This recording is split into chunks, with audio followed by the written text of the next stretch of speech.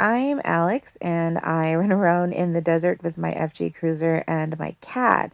Last week I showed you guys how I use my FJ Cruiser to do laundry. This week, Shadow and I are hitting the road as we go from Valley of Fire State Park to Sand Hollow.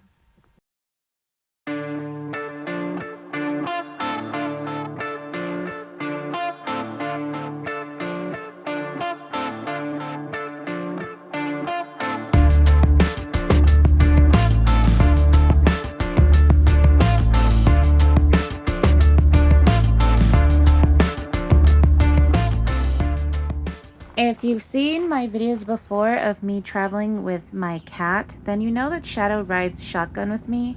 So the very first thing that I do is take him out of the truck and put him in the RV. Sand Hollow State Park in Utah was a beautiful park.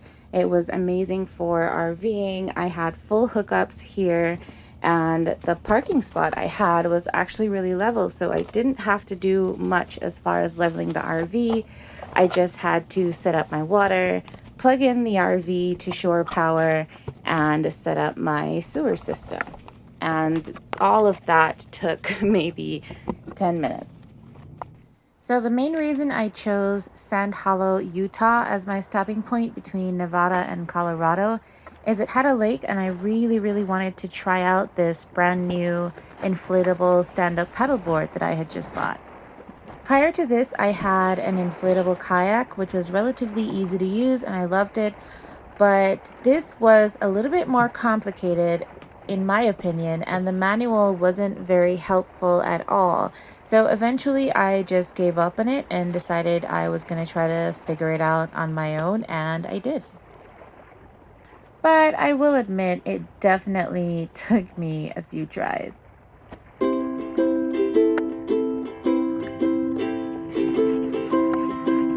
So at first the pump was not working, and to this day I don't know why that was, but I eventually figured it out and got my paddleboard set up.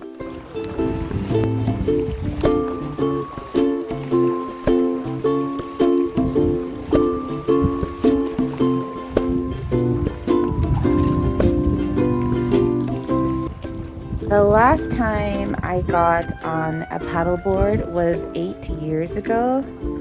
So I decided to start off easy, just sit down, get used to the balance of the paddleboard, and try to understand how an inflatable paddleboard navigates the water differently from a firm or hardboard paddleboard, which is what I was originally used to using.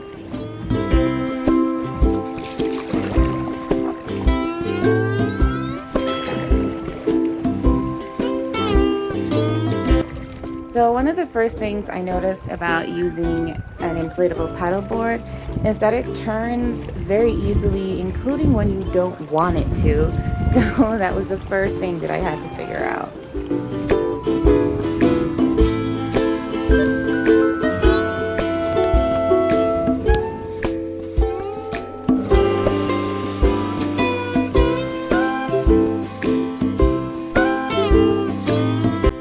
So here's a little backstory on my previous experience with paddleboarding and why I'm really paranoid about standing on my board at this point. So I went paddleboarding at Good Hope Beach in Falmouth, Jamaica, and that beach is usually for kite surfing and windsurfing. So obviously not calm water, which is what paddleboards are usually made for. I fell off my board in like 50 to 100 feet deep water in the sea and had no life jacket on and could not get back on my board. So I still love paddleboarding, but it'll take me a while to work up the nerve to stand on it. So if I'm so traumatized by paddleboards, you might wonder, why did I get one? Well, they fold up so much more compact than the kayak that I had, and I'm really happy that I got this.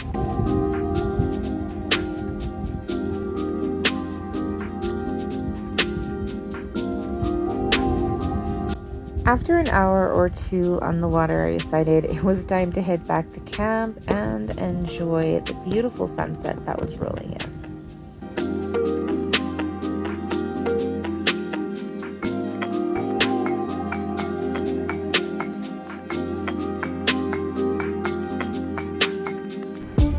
Next week, I'll show you how I almost had not one, but two tires blow out on the highway on the way to Colorado. So, what happened? Well, I guess you'll have to find out next Friday.